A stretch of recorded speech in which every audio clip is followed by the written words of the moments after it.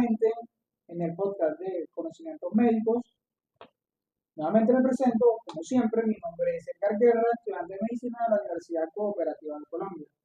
En el capítulo del día de hoy abordaremos un tema farmacológico que es la administración de fármacos por vía oftálmica. De igual manera, traigo conmigo diversos invitados quienes muy amablemente se presentarán a continuación. Hola, ¿qué tal? Mi nombre es Armando Orozco, soy estudiante de Medicina de la Universidad Cooperativa de Colombia y curso tercer semestre. Hola, mi nombre es Cristal Camargo y soy estudiante de Medicina de tercer semestre. Mi nombre es Yamil Argote, curso tercer semestre de Medicina junto a mis compañeros. A continuación, abordaremos un caso clínico y diversas preguntas para comprender cómo ocurre la administración de fármacos por vía oftálmica. El caso clínico trata de una conjuntivitis hiperaguda en paciente joven. De este rescataremos lo más importante. En femenina de 20 años, a la exploración revela edema periocular, hiperemia conjuntival y abundante secreción purulenta. Dentro del manejo, se le administra colirio de ofloxacino 3 miligramos por mililitro 6 veces al día y lavados oculares frecuentes. Dicho esto, traigo diversas preguntas a través de las cuales comprenderemos cómo ocurre la administración de fármacos por vía oftálmica. En primer lugar, cabe destacar cuáles son los conceptos existentes según la literatura de vía oftálmica, cuáles son los propósitos de uso y las indicaciones de la vía oftálmica propiamente dicha. Cristal, ¿qué tienes para decirnos al respecto? Bueno, según los conceptos existen diversos, pero hoy quiero mencionar o destacar tres importantes, en el cual el primero encuentra el de Whitman y Hillman, el cual describe la vía oftálmica como una ruta de administración tópica de medicamentos directamente en el ojo, los cuales son utilizados para alcanzar concentraciones terapéuticas en estructuras oculares específicas, como lo vemos en el paciente, que queremos es hacer un efecto terapéutico en una estructura específica, que la vamos a escuchar más adelante. Luego tenemos según el manual de Marín Morales, lo cual describe a la vía oftálmica como un método de administración de medicamentos en el saco inferior del ojo, el cual va a poder ser absorbido ya sea por la córnea, la conjuntiva o la esclera por un método llamado difusión pasiva. Y de último tenemos la descripción que nos hace Velázquez como la vía oftálmica como una mucosa bien irrigada en el cual van a ser absorbidos diversos fármacos, los cuales deben ser neutros, isotónicos e incluso oleosos. ¿Qué otro apartado me dijiste, disculpa? Por supuesto, ¿qué tienen para decirnos acerca de los propósitos de uso? Bueno, los propósitos que quieren lograr como doctores, como médicos, ya podemos encontrar o destacar tres importantes, que va a ser aliviar el dolor, eliminar las infecciones del globo ocular y eliminar la congestión de la conjuntiva, lo cual el propósito que se basó el doctor de esta paciente es eliminar la infección que tenemos en el globo ocular. Y por último, en cuanto a indicaciones, tenemos diversas situaciones en las cuales está indicado utilizar la vía oftálmica, la cual la podemos dividir en 5. La primera, que es inducir una acción antiséptica, la cual se utiliza para evitar infecciones o contaminación del globo ocular, lubricar el globo ocular, para acción anestésica, más que todo para una precirugía. Tenemos también para hacer una acción midriática o miótica, la cual la midriática es la dilatación de la pupila, miótica la contracción de la pupila y por último eliminar la secreción. Para mi concepto, el doctor estaba más que todo basándose en la indicación de eliminar la secreción que encontramos en la paciente, ya que nos indica una secreción purulenta. Eso que acabaste de decir fue con respecto a las indicaciones de la vía oftálmica.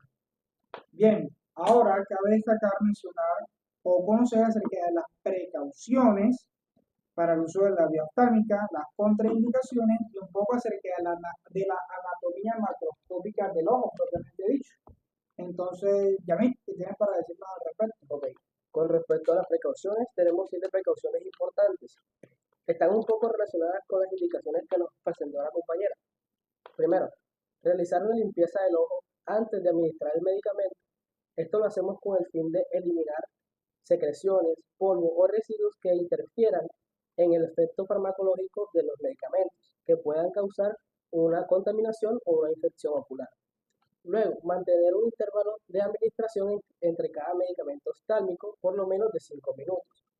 Esto se da para que no haya una dilución de un medicamento con otro causando una disminución de su eficacia o causando interacciones medicamentosas no deseadas. Luego tenemos lo que es evitar la infección cruzada. Esto lo hacemos con el fin de que no se compartan microorganismos entre ambos ojos o diferentes pacientes, especialmente si el frasco o el frasco gotero entra en contacto con el ojo. Luego, evitar hacer presión en el globo ocular para no dañar estructuras anatómicas importantes como la retina o el nervio óptico, especialmente en pacientes que hayan pasado por una cirugía ocular o que tengan una enfermedad como el glaucoma. Vigilar posibles efectos derivados de la absorción sistémica, ya que muchos fármacos oftálmicos se absorben en el conducto lagrimal y van directamente a la circulación sistémica, causando efectos adversos como bradicardia. Aplicar siempre las soluciones oftálmicas antes que las pomadas.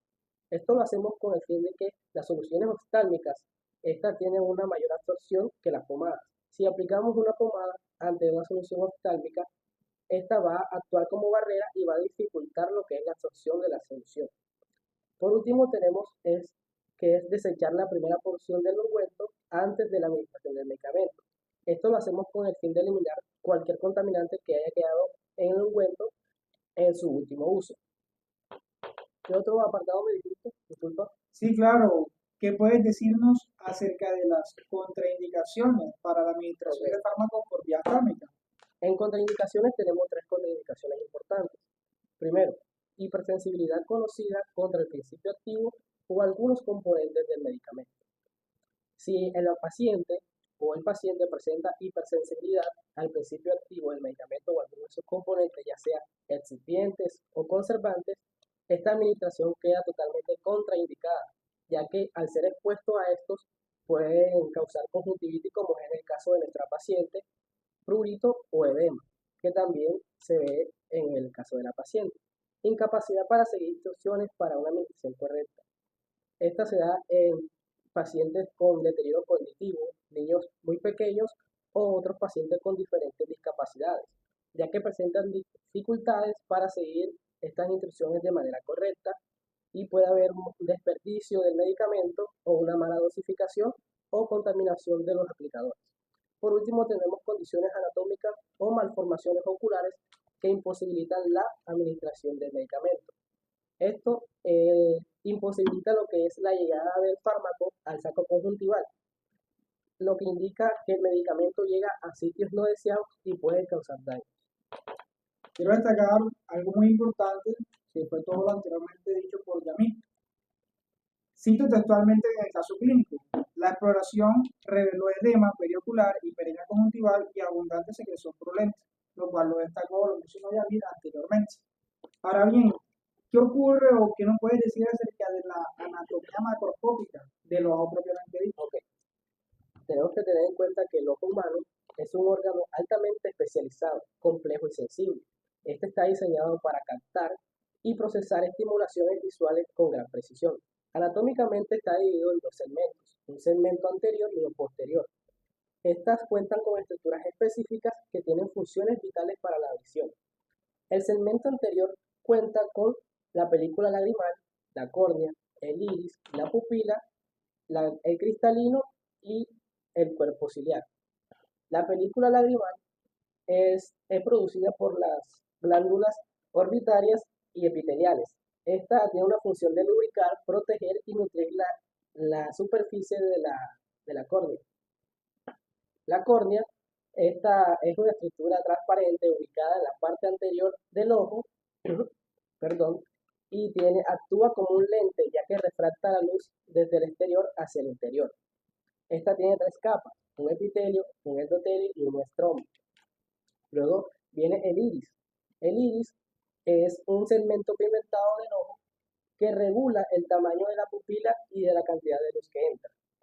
La pupila es una abertura que hay en el iris y su diámetro varía dependiendo de las condiciones lumínicas que hay en el entorno. Luego tenemos lo que es el cristalino. Esto es una estructura biconvexa y transparente que hace un enfoque de los rayos de la luz hacia la retina mediante un proceso de acomodación. Por último tenemos el cuerpo ciliar. Este está compuesto por epitelios pigmentados y no pigmentados músculos ciliares, estroma, y esta participa en la producción de humor acuoso y en el control de acomodación visual.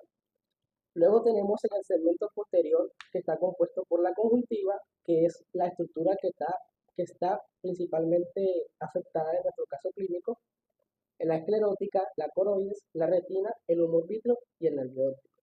La conjuntiva es una membrana mucosa que recubre la parte inferior de los párpados y la porción anterior de la esclerótica. La esclerótica, Llegados a este punto, cabe destacar ahora la histología del epitelio que compone la vía oftálmica, la irrigación y retorno venoso de esta misma vía y del proceso de absorción de los fármacos que son administrados por la vía oftálmica. Armando, ¿qué tienes para decirnos al respecto? Bien, en cuanto al componente microscópico, el ojo se compone principalmente de tres túnicas. Estas tres túnicas son la esclerocorneal o la transcorneal, la túnica vascular y la retina como última. Cabe recalcar que esto se compone de complejos de tipo molecular y estructural. La túnica transcorneal o esclerocorneal, que hacen referencia a la córnea, estas se ubican en el segmento anterior del ojo y representa una barrera contra la.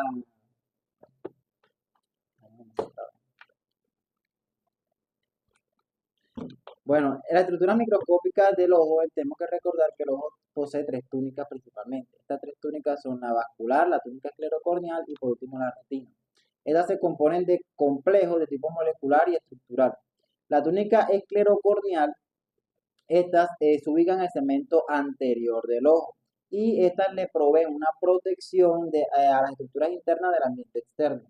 También le proporcionan un soporte mecánico y demás funciones. Esta túnica mide 0.5 milímetros de diámetro en el centro y 1 milímetro en la periferia. Hay que recalcar o hay que saber que esta se compone de 5 estratos. Estos 5 estratos son 3 celulares y 2 acelulares que hacen parte de los siguientes. Como primero tenemos el epitelio corneal seguido de la membrana de Bowman. Luego tenemos el estroma corneal, la membrana de Semet y por último el endotelio corneal. El epitelio corneal posee un epitelio plano estratificado no queratinizado con 5 capas de células. Estas 5 capas de células se adosan o se unen con las células contiguas por medio de desmosomas que se encuentran en las prolongaciones interdigitadas cortas.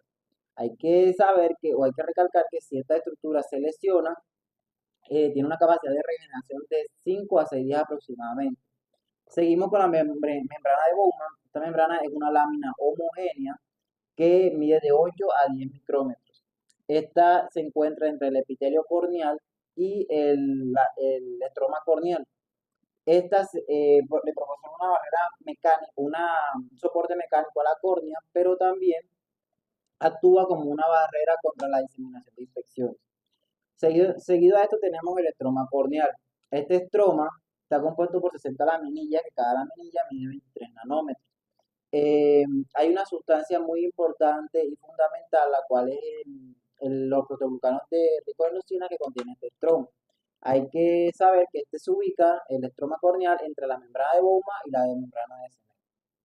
Seguimos con la membrana de Semet, que esta es una capa que se encuentra entretejida por fibras y poros que le proporcionan un soporte a esta área. Y luego tenemos al estroma corneal, que está compuesto por capas de células aplanadas unidas por uniones adheridas por uniones permeables y con desmosomas. Seguido tenemos, aparte de la túnica esclerocorneal, la túnica vascular o úvea. Esta túnica está compuesta por 3 estratos. Estos 3 estratos son la coroides, el cuerpo ciliar y por último el iris.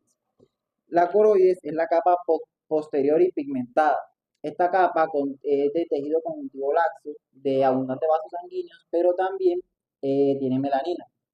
Esta melanina o estos melanocitos le proporcionarán el aspecto oscuro a esta parte.